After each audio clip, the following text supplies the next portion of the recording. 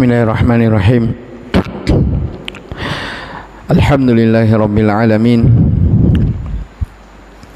Wal 'aqibatu lil muttaqin wa la 'udwana illa 'alal zalimin. Asyhadu an la ilaha illallah wahdahu la syarikalah. Ilahul awwalin wal akhirin. Wa asyhadu anna Muhammadan 'abduhu wa rasuluh. Shalawatu rabbi wa salamuhu alaihi wa sallama tasliman katsira, amma ba'd.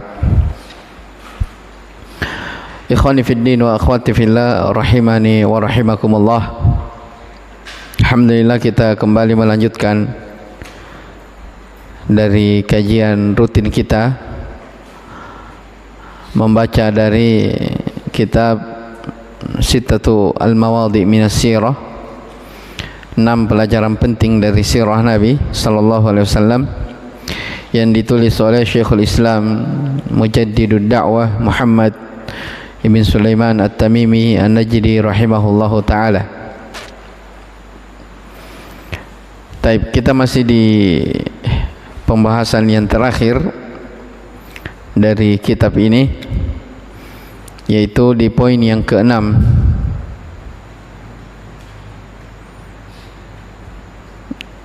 Al-Mawdi'u As-Sadis.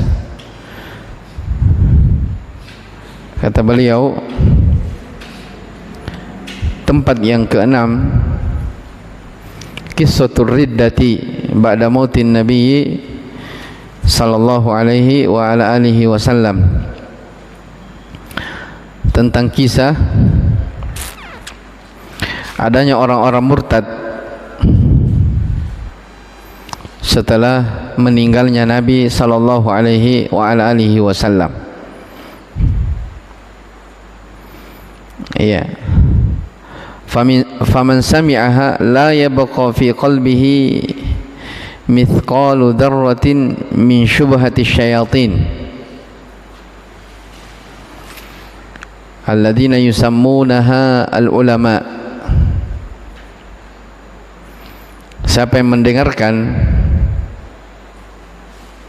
tentang kisah adanya orang-orang murtad setelah meninggal Nabi sallallahu alaihi wasallam, maka tidak akan tersisa di dalam hatinya sedikit pun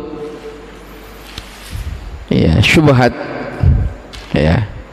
yang dilontarkan oleh syaitan yang mereka sebut sebagai ulama. Jadi di akhir kitab ini beliau menyebutkan bahwa ada orang menyebarkan syubhat.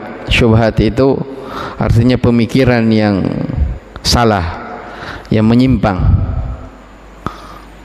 Dan anehnya, syubhat ini disampaikan oleh orang yang dianggap tokoh agama, dianggap ulama di zamannya penulis rahimahullahu ta'ala. Apa syubhat itu? Apa pemikiran yang menyimpang itu? Wahya qauluhum, ucapan mereka tentang kisah adanya orang-orang murtad setelah Nabi meninggal. Di antara mereka ada yang mengatakan, perbuatan mereka murtad itu kesyirikan. Dia tahu itu syirik. Tetapi yaquluna la ilaha illallah. Tetapi karena dia sudah berucap la ilaha illallah, maka katanya wa man qalaha la yakfuru bi syai'. Siapa yang telah berucap la ilaha illallah, maka tidak ada sesuatu pun yang bisa mengeluarkannya dari keislaman. Jadi kalau kita ringkas dari syubhat ini sebelum kita jauh membaca, seperti yang kemarin telah kita baca tentang tempat yang ke-6 ini, sebelum kita jauh kita sudah tergambar dan simpulkan bahwa yang ingin beliau tekankan di sini bahwa di antara syubhat yang dilontarkan oleh sebagian orang di zaman penulis rahimahullah adalah mereka mengatakan, tokoh-tokoh agama ini, ulama-ulama yang mereka gelari sebagai ulama, mereka mengatakan kalau orang sudah berucap la ilaha illallah, tidak ada sesuatu yang bisa mengeluarkannya dari keislaman. Itu intinya itu. Ya, kenapa ini dikatakan syubhat? Sebab ini tidak benar. Ya, ini tidak benar. Karena la ilaha illallah itu bukan hanya sekedar diucapkan, setelah itu tidak ada konsekuensi di belakangnya. Ya.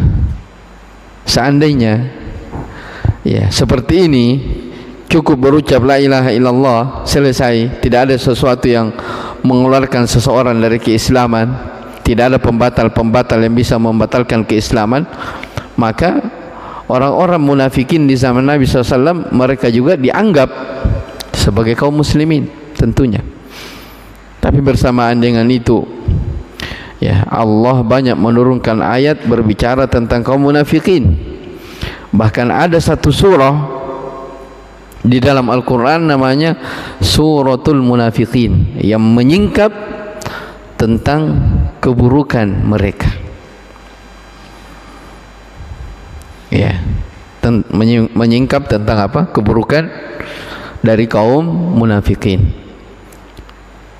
Itu yang ditekankan oleh penulis rahimahullahu ta'ala. Tapi kita baca keterangan Syekh Al-Fauzan terkait tentang apa yang disinggung oleh Syekh Muhammad rahimahullah di sini. Kata Syekh Al-Fauzan, yaqulu ulama'ud dhalali ibadatul kuburi wadh-dhabhu laha wan-nadru laha laysa minasyirki madama annahu yaqulu la ilaha illallah fahadhihi al-umuru la tadurruhu. Ya, ulama yang menyimpang di antara mereka ada yang mengatakan para penyembah kuburan menyembelih untuknya dan bernazar untuk kuburan laisa minasyirki, itu bukan kesyirikan. Selama seseorang itu berucap la ilaha illallah, maka tidak ada sesuatu perkara pun yang bisa membahayakan dirinya. Ya, ini syubhat, ya, syubhat. Sebab ini tidak benar. Ya. Hada tanaqud. Ini tanaqud, bertentangan. Kaifa yaqulu la ilaha illallah wa yad'u ghairallah, kata Syekh. Ini berkontradiksi. Bagaimana mungkin ada orang berucap la ilaha illallah, tidak ada ilah yang berhak diibadahi kecuali Allah, dalam keadaan mereka juga menyeru berdoa kepada selain Allah. Ya, kata beliau, idzan ma makna la ilaha illallah. Kalau begitu apa makna la ilaha illallah? La ilaha illallah laysat mujarrada qaulin yuqalu bil lisan.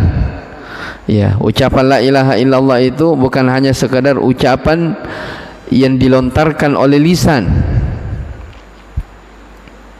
Bal la budda ayyakuna qaulan wa ma'ahu amal. Tapi yang namanya la ilaha illallah itu adalah ucapan, ya, yang disertai dengan amalan. Ya, kalau bahasa kita, ucapan yang di belakangnya ada konsekuensi, ada keharusan. Ya, jadi bukan hanya sekadar diucapkan setelah itu ditinggalkan. Ya, seperti mungkin sebagian orang, ya, di zaman kita, nas'alullah as-salama wal afiyah, ya, kita memohon, ya, keselamatan kepada Allah Subhanahu wa taala. Mungkin banyak dari kaum muslimin mengaku dirinya muslim, subhanallah. Ya, dilihat KTP-nya Islam, ya, hidup bersama di tengah-tengah kaum muslimin, ya, hidup di negara yang lingkungannya adalah kaum muslimin, tapi sekedar nama. Ya, sekedar apa? Sekedar nama. Iya. Mungkin mereka berucap la ilaha illallah, tapi mereka melanggar semua konsekuensi terkait tentang la ilaha illallah. Mereka tidak mempelajari maknanya, tidak mengetahui dari syarat-syaratnya, ketentuan-ketentuannya. Iya, makanya ini pelajaran pentingnya seseorang apa? Belajar. Ya, pentingnya seseorang mempelajari tentang kalimat ini. Taib. Kata Syekh di sini,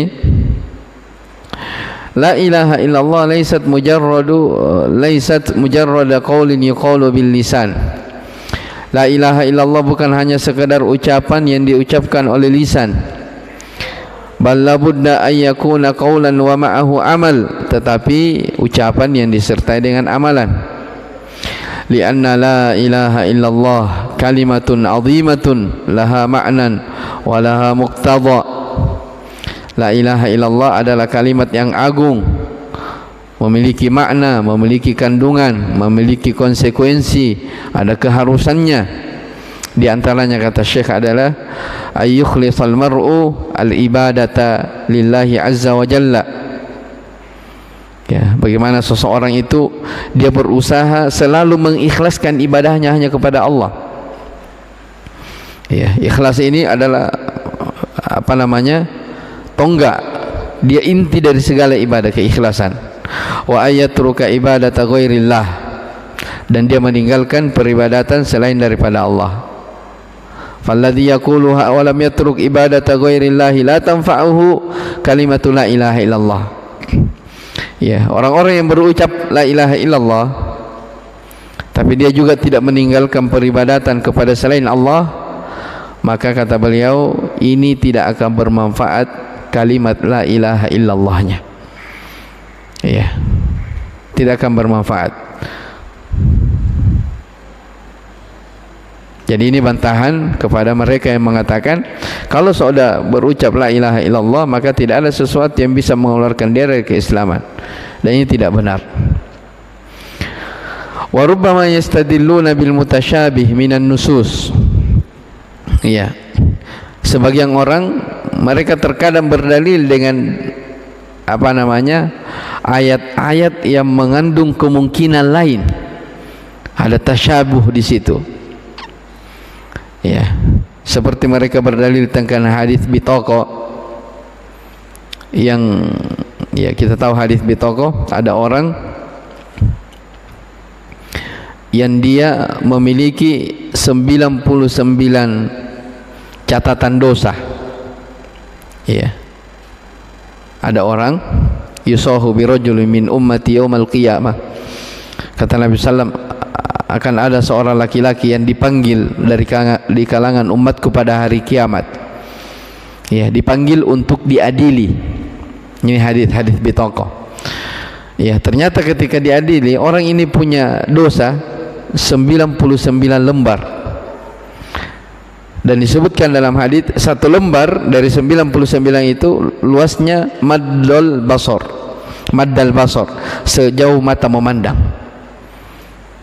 Ya, saking apa namanya, saking banyaknya dan besarnya, luar biasanya. Ya, dosa orang ini dikatakan dosanya 99 lembar, satu lembar sejauh mata memandang. Ya, ketika ya diceritakan dalam hadis itu, ketika diperlihatkan orang ini catatan dosamu, dia kaget. Ya, setelah itu diperlihatkan amalannya. Ya, ternyata amalannya sedikit. Nah, makanya disebut hadis ini dengan hadis bitaqah. Ya, bitaqah itu kartu kecil. Ya, mungkin kalau kita bahasa Arab bitaqah itu KTP, ATM, itu bitaqah namanya, kartu kecil. Ya. Jadi ketika didatangkan amalan baiknya ini orang, ya, dia menganggap enteng, remeh. Untuk apa ini kecil, amalan yang kecil ini, kayak KTP kecil sekali. Sementara dia lihat dosanya, subhanallah. Ya, 99 lembar, satu lembar itu luasnya sejauh mata memandang. Jadi ketika ingin diadili, orang ini mengatakan, ya Allah, untuk apa amalan yang kecil itu? Seakan-akan dia apa? Putus asa dari rahmat Allah subhanahu wa ta'ala. Tapi tetap Allah subhanahu wa ta'ala mengadili orang tersebut. Ya, ternyata ketika ditimbang amalan itu, ternyata bitaqah itu jauh lebih berat. Ya, jauh lebih berat dibandingkan dengan ya dosa-dosa dan kejelekan-kejelekannya yang 99 itu, ya luasnya sejauh mata memandang. Ya, maka dia selamat. Ternyata isi dari bitoko itu adalah kalimat la ilaha illallah. Ya, isi dari bitoko itu adalah kalimat la ilaha illallah. Sebagian orang mereka berdalil dengan hadis ini. Ya, mereka bilang, lihat, ada orang dosanya luar biasa banyaknya, tapi dia cukup berla ilaha illallah, sudah selesai, selamat dia dari dosa yang sangat banyak. Akhirnya dia diselamatkan karena dia punya apa? Modal la ilaha illallah. Ya, ini sebagian. Makanya kata Syekh di sini, sebagian orang mereka berdalil dengan dalil-dalil yang ada tasyabuh di situ. Ya. Ada kesamaran di antaranya tentang hadis bitaqah. Wa annaha tathqul bisayyi'at wa anna sahibaha yadkhulul jannah. Ya. Bahwa la ilaha illallah itu bisa mengungguli kejelekan-kejelekan. Ya. Dan sahibnya, orangnya dimasukkan ke dalam surga. Ya, ini pendalilan ya, kata Syekh, hadza hadis anir Rasul sallallahu alaihi wasallam, lakin yuraddu ila al-ahaditsil ukhra allati tuqayyiduhu. Ya, ini betul hadis datang dari Nabi sallallahu alaihi wasallam, tapi hadis ini itu punya hadis-hadis lain yang memiliki ketentuan. Jadi orang itu dia bisa selamat dari dosanya yang banyak, dia hanya punya modal la ilaha illallah, itu ada konsekuensi di belakangnya. Ya, bukan hanya sekedar berucap la ilaha illallah setelah itu apa? Tidak ada konsekuensi, sekedar ucapan, enggak. Makanya kata Syekh di sini, la yu'khad tarfun wa yutraku tarfun akhar. Ya, seseorang itu tidak boleh berdalil sepotong-sepotong. Ya, diambil sepotong, ditinggalkan sepotong. Nah, ini cara berdalil orang-orang yang menghendaki keburukan, orang-orang yang menginginkan syubhat. Ya, pernah saya sebut ya. Jadi sekarang itu banyak aneh-aneh. Orang punya dalil dalam menyampaikan hukum. Kadang dalilnya ayat, ya, Al-Quran, tapi ya, cara berdalil mungkin sebagian orang tidak memahami. Sering saya sampaikan di pengajian-pengajian, ada pernah saya dengar, ya, pernah berdalil tentang tidak bolehnya jualan di malam hari. Ya, berdalil. Nah, ini karena ya betul dalil yang disampaikan. Mereka bilang waja'alna al-laila libasa. Ayat tuh surah An-Naba. Kami jadikan malam itu untuk beristirahat. Ya. Waja'alna an-nahara ma'asya. Kami jadikan siang untuk mencari maisha. Mencari apa? Rezeki. Ya. Paham? Oh. Orang ini mengambil pendalilan, berarti tidak boleh jual terang bulan malam-malam ini, tidak boleh jual gorengan. Kenapa? Itu dalilnya itu. Dijadikan malam untuk istirahat, siang untuk mencari maisha. Berarti tidak boleh jual malam. Ya. Kenapa muncul seperti itu? Ya, memahami dalil dengan sendirinya. Nah, Syekh singgung di sini. Kadang ada orang, betul, ketika dia menyampaikan hukum ada dalilnya, tapi cara berdalilnya tidak apa? Belum tentu benar. Makanya itu tidak semua orang menyampaikan ayat berdalil dengan ayat bisa dikatakan apa? Sahih, benar, belum tentu. Ya. Boleh saja orang bilang, "Oi, hati-hati kau salat, kalau kamu salat kamu celaka." Masa? Iya, ada dalilnya dalam Al-Quran. Mana? Fawailul lil musallin. Sungguh celaka orang-orang yang salat. Ya, iya, kalau sampai di situ ya celaka betul. Ya, makanya baca setelahnya lagi. Yang mana itu salat yang celaka? Alladzina hum an salatihim sahun. Orang yang lalai di dalam salatnya. Ya. Jadi Tidak bolehnya seseorang apa? Berdalil sepotong-sepotong.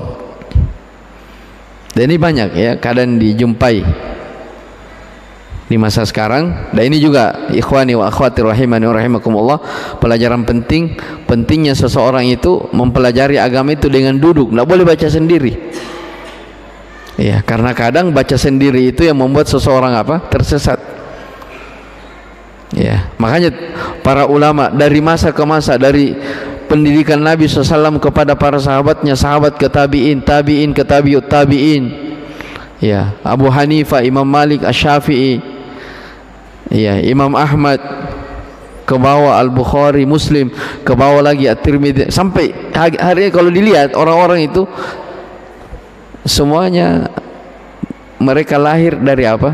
Belajar, bukan baca sendiri, bukan. Mereka itu orang-orang yang dikenal ada gurunya ya. Makanya subhanallah ikhwani rahimani wa rahimakumullah, kita seperti ini duduk bermajelis ilmu ya, menghadiri majelis taklim maghrib isya, itu luar biasa. Selain menambah seseorang ilmunya, pengampunan dosa ya, dan itu memang dituntut ibadah ya. Orang hadir di majelis ilmu duduk ya, tidak paham saja itu sudah apa? Pengampunan dosa. Kalau lagi bahas misalnya ini, saya lagi menjelaskan, sebagian dari antum tidak paham itu tidak ada ruginya, sudah dapat apa? Pahala duduk ya. Belum lagi malaikat-malaikat mendoakan ya, di perjalanan datang di majelis ilmu ya, untuk belajar dengan ikhlas karena Allah, semua yang dilewati memintakan ampunan. Sampai disebutkan dalam hadis, hatta sampai ikan di dalam lautan memintakan ampunan bagi orang-orang yang apa? Datang menuntut ilmu. Subhanallah. Jadi ini pelajaran penting ya, jangan seseorang itu pernah bosan di dalam belajar, menghadiri majelis ilmu ya, siapapun yang jelas kita kenal ya, di sana ada majelis ilmu, di sana ada taklim, hadiri. Dan kan itu berat, tapi jiwa itu harus dibiasakan di atas kebaikan. Taib. Jadi Syekh di sini hafizahullah taala menyinggung ya, orang yang tadi ini yang mengatakan la ilaha illallah ya, kalau ada orang berucap la ilaha illallah itu sudah cukup, tidak ada yang mengeluarkannya dari keislaman, ini syubhat. Dan mereka punya dalil, tapi kata Syekh ini berdalil dengan dipotong-potong, tidak boleh. Makanya dalam Al-Quran itu disinggung tentang orang-orang yang punya zayq, penyimpangan dalam hatinya. Fa ammal ladina fi qulubihim zaygun fayattabi'una ma tashabaha minhu ibtigha'al fitnati wa ibtigha'a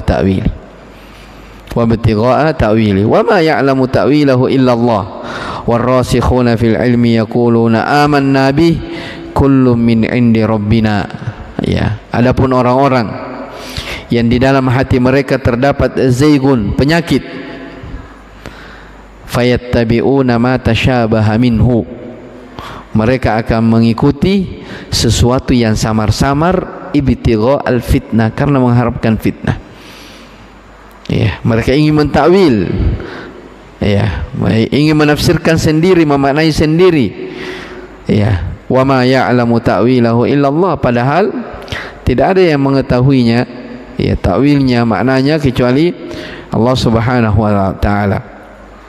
Kalau ada ayat-ayat tasyabuh, bagaimana sikap orang-orang yang belajar? Kata Allah Subhanahu wa taala, warrasikhuna fil ilmi yaquluna amanna bih.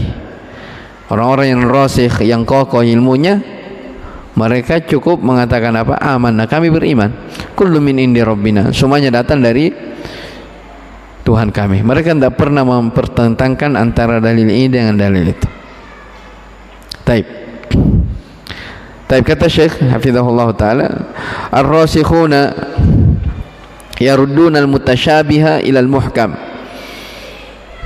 ya.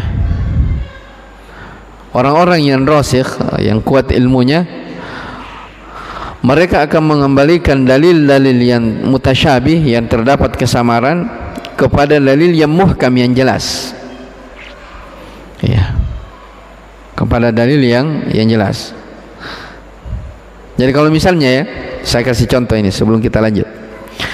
Ada dua dalil ini. Ada dua dalil yang seakan-akan dua dalil ini kayak bertentangan. Iya. Contoh ini tentang pembahasan kita la ilaha illallah. Ya, ada hadis mengatakan, "Man kana akhiru kalamihi la ilaha illallah dakhalal jannatah." Ya. Siapa yang akhir ucapannya adalah la ilaha illallah pasti masuk surga. Ini umum ya? Umum. Siapa saja yang berucap la ilaha illallah di akhir hidupnya masuk surga. Sekarang kalau ada kita lihat. Ya, sekarang begini, apakah hadis ini kita maknai sesuai zahirnya? Iya, kita katakan betul, kita maknai seperti itu. Tapi lihat juga hadis-hadis yang lain. Ya, apakah ada hadis lain yang semakna dengan ini yang memiliki syarat-syarat lain? Oh iya, banyak. Ya, ada hadis, ya, dikatakan man qala la ilaha illallah wa kafara bima yu'badu min dunillah. Ada tambahannya, barang siapa yang berucap la ilaha illallah kemudian dia kufur terhadap semua yang diibadahi selain daripada Allah, berarti sudah ada apa? Ada tambahan, dia harus kufur semua yang diibadahi. Nah sekarang kalau kita lihat yang pertama tadi, oh sudah, yang penting berucap la ilaha illallah pasti masuk surga. Apakah mutlak seperti itu? Ya belum tentu. Lihat juga apakah orang ini yang berakhir hidupnya ini berucap la ilaha illallah, lihat kehidupannya selama ini. Ya, kalau dia pelaku kesyirikan, ya, anggaplah dia berucap la ilaha illallah akhir hidupnya, apakah mau dibilang iya masuk surga dengan itu? Ya belum tentu. Karena la ilaha illallah itu memiliki apa? Konsekuensi, ada keharusan, ada syarat-syarat yang perlu diketahui, perlu dipelajari. Ya. Dan ilmu yang ditekankan oleh Syekh di sini juga adalah seorang di dalam mempelajari agama itu dia tidak dibenarkan yang namanya taklid, ikut-ikutan. Ya.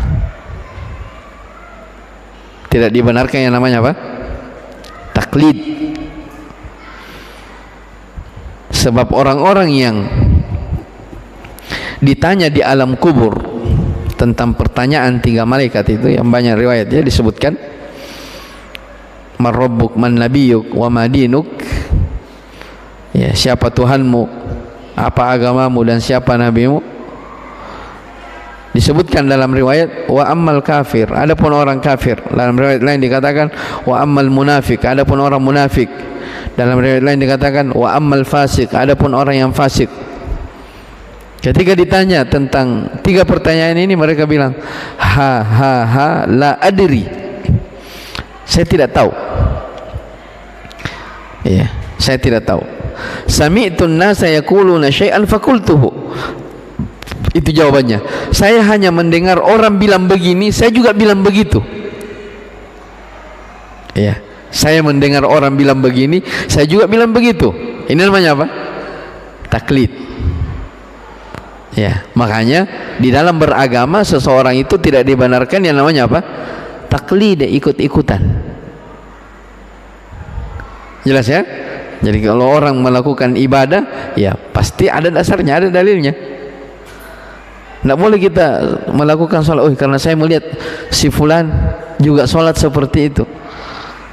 Ya, mestinya kita tahu juga dalilnya. Dan ingat ya, tahu dalil itu tidak mesti menghafal.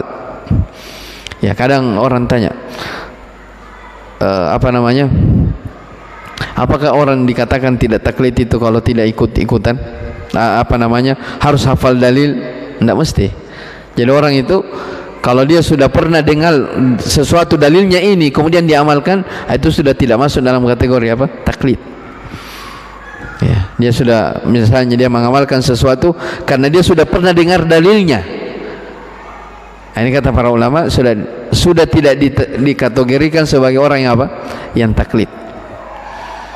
Ya, beda dengan orang yang melakukan amalan, ya, melakukan aktivitas ibadah, ya memang dia tidak tahu. Jelas ya? Nah, itu bisa jadi dikatakan apa? Taklid. Baik. Kemudian kata Syekh di sini, wal ahaditsul lati zahiruha anna la ilaha illallah takfi man qalaha turaddu ila al hadits allati fiha an la ilaha illallah la budda laha min quyud. Ya, sudah saya baca tadi ini, jadi memiliki quyud, syarat-syarat.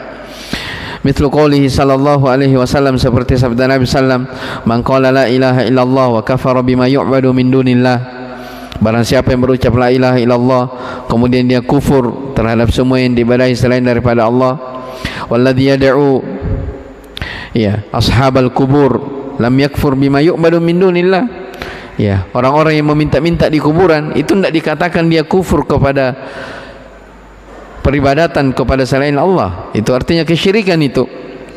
Hatta law lam yadhbah lil kubur wa lam yandhar lahum bal qala inna hadha laysa bisyirkin hadha la tanfa'uhu la ilaha illallah. Ya, kata Syekh, seandainya ada orang dia tidak menyembelih untuk kuburan, dia tidak bernadar untuk penghuni kubur, tapi dia berkata perbuatan orang mendatangi kuburan, minta-minta di kuburan itu bukan kesyirikan, dia bilang begitu, tapi dia tidak melakukan. Kata Syekh, ini juga orang tidak bermanfaat la ilaha illallah. Kenapa? Padahal dia tidak berbuat syirik, cuma membenarkan orang. Ya, kata Syekh, ini tidak benar juga la ilaha illallah, tidak akan bermanfaat. Kenapa? Li'annahu sahhaha syirka wa aqarrahu, karena dia membenarkan kesyirikan dan mengakuinya. Ya, ini bahaya berarti ya. Makanya di Nawaqidul Islam itu, di pembatal keislaman, disebutkan apa? Siapa yang ragu, ya, terhadap kekafirannya orang-orang kafir, maka dia juga kafir. Subhanallah. Dan itu ada dalilnya dalam Al-Quran disebutkan. Jelas ya. Jadi sini sebutkan, ya. Jadi kalau ada orang katanya tidak menyembelih untuk kuburan, dia tidak bernadar kepada penghuni kubur, tapi dia bilang perbuatan orang minta-minta di kuburan itu bukan kesyirikan. Kata Syekh, ini juga tidak bermanfaat la ilaha illallah. Kenapa? Sebab dia membenarkan kesyirikan, mengakui. Ya. Siapa yang membenarkan sesuatu yang salah walaupun dia tidak melakukan, ingat, dia boleh jadi dihukumi seperti itu. Paham tak? Ya, ada orang yang mengaku dirinya muslim. Makanya selalu saya ulangi, bahayanya itu orang bilang semua agama sama. Kenapa bahaya? Ya, dia muslim, dia bilang agama Nasrani juga mau masuk apa? Masuk surga. Yahudi juga mau masuk surga, Majusi mau masuk surga. Berarti semua agama apa? Sama. Bagaimana caranya? Nah ini. Jadi ada orang, subhanallah, ada orang muslim, ya, zahirnya ya, dilihat muslim, subhanallah, seperti itu, tapi dia bilang semua agama apa? Sama. Ya, sudah dibumbui dengan kata-kata apa? Toleransi. Baik. Li'annahu sahhaha syirka wa aqarrahu. Fahada, kata Syekh, yang seperti ini, orang yang seperti ini, ma fahima makna la ilaha illallah, tidak paham la ilaha illallah. Walihada yaqul, makanya kata Syekh Muhammad rahimahullah, asyayatin al-musammun bil ulama, ya, syaitan yang mereka sebut sebagai ulama, alladzina ya'khuduna al-mutasyabih wa yastadilluna bihi, yang mereka mengambil dalil-dalil yang samar, ya, meninggalkan, ya, mutasyabih itu, ya, mengambil dalil yang ada kemungkinan ke sana, ada yang kemungkinan ke sini, ada dua kemungkinan, tapi ada dalil lain, ya, dalil lain itu tidak mau dia pakai, ya, dalil yang jelas itu namanya muhkam. Yang mutasyabih itu ada kemungkinan ke kanan, ada ke kiri, begitu, ada dua maknanya di situ. Tapi orang yang berpenyakit, dia akan ambil apa? Ini, tapi dia tinggalkan yang apa? Yang muhkam. Ini dijelaskan ya di kitab beliau di Kasyfus Syubhat. Wa yaquluna man qala la ilaha illallah law fa'ala ma fa'ala minasyirki huwa min ahli jannah. Ya. Jadi apa mereka bilang dari syubhatnya? Kalau ada orang berucap la ilaha illallah walaupun dia melakukan sesuatu dari kesyirikan, tetap dia penghuni surga. Ya. Sudah saya bilang tadi, menurut mereka ini orang-orang yang berucap tidak ada sesuatu yang bisa mengeluarkan dari apa? Keislaman selama seseorang sudah berucap apa? La ilaha illallah. Terus mau diapakan ini hadis? Man qala la ilaha illallah wa kafara bima yu'badu min dunillah. Barang siapa yang berucap la ilaha illallah kemudian dia kufur, ya, semua yang diibadahi kepada selain Allah. Mau diapakan kata beliau hadis?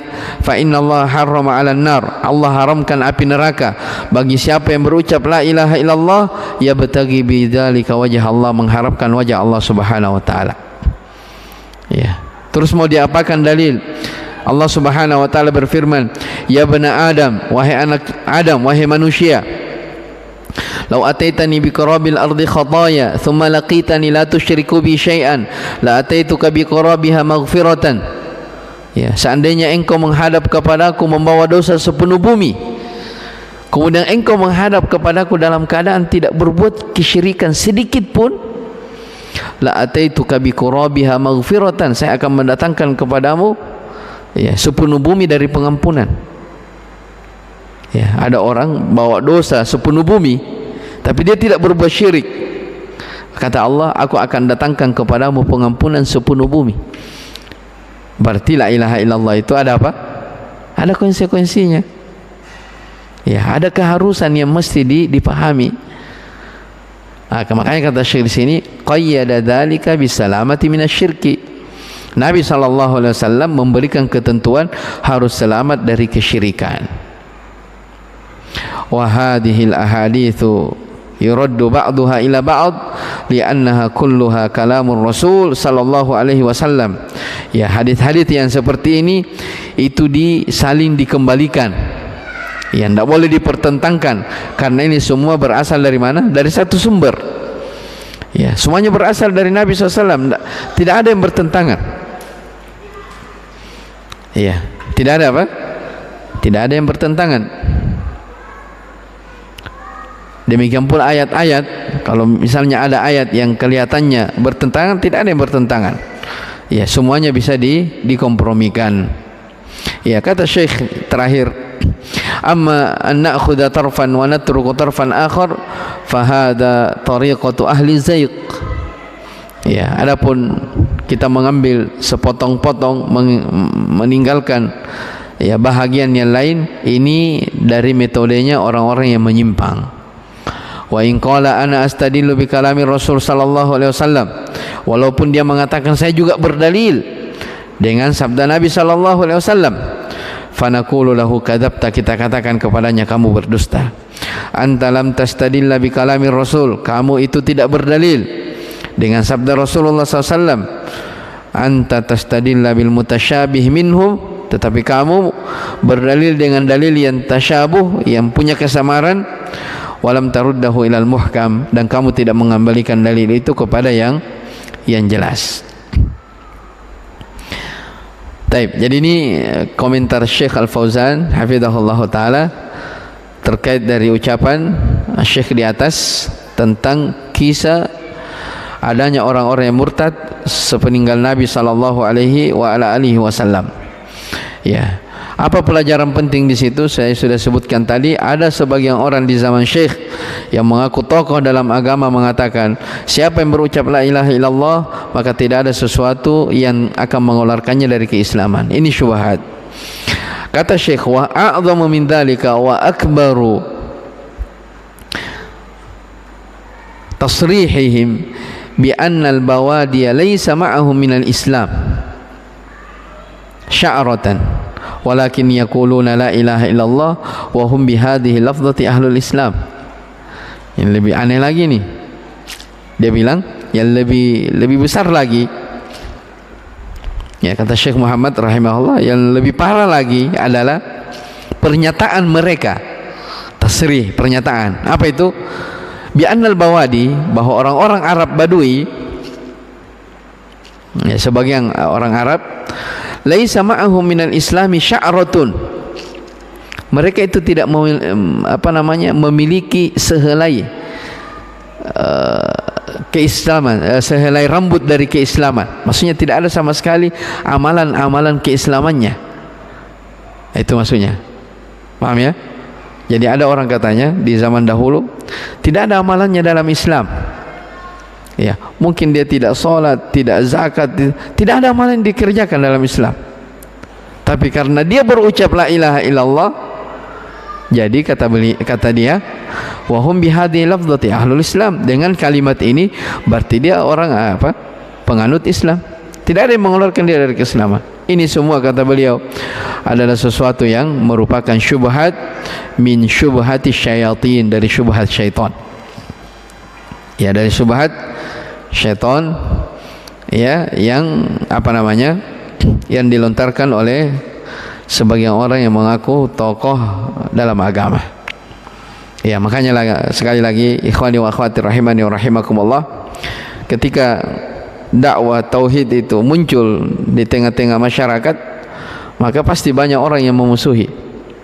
Banyak orang tidak senang karena ketika dakwah tauhid, dakwah sunnah itu muncul, ya, maka kebanyakannya itu bertentangan dengan apa yang kebanyakan orang berada di atasnya. Ya, bada al-islamu ghariban wa sayaudu ghariban kama bada fatuba lil ghuraba.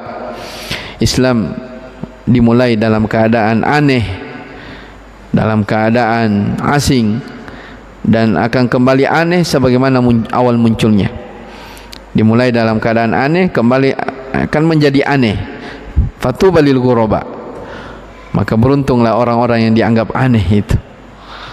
Ya, bukan aneh-aneh sembarangan ya. Yang sampai ada yang salah paham. Aneh itu ya bukan dibilang saya bisa menguasai bahasa burung, bahasa jin. Nah, ini itu aneh bin ajaib kalau itu. Asli aneh itu. Taib. Masih ada satu pertemuan insyaallah kita baca. Setelah itu kita selesai dari kitab ini.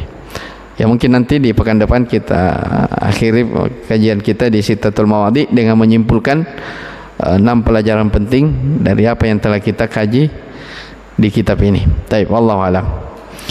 Cukup dulu. Subhanakallah bihamdik, syalla la ilaha illa anta, astaghfiruka wa atubu ilaik. Walhamdulillahirabbil alamin.